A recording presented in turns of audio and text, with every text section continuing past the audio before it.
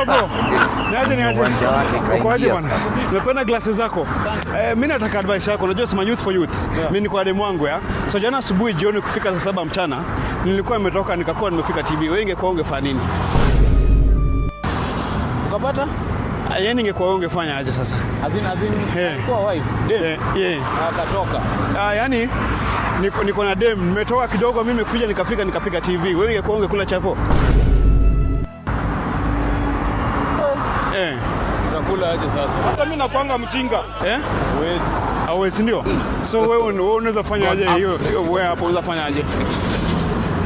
Unajua kuna kitu bado sijaelewa. Ni dem, si ndio? Alafu ukapata amefanya nini?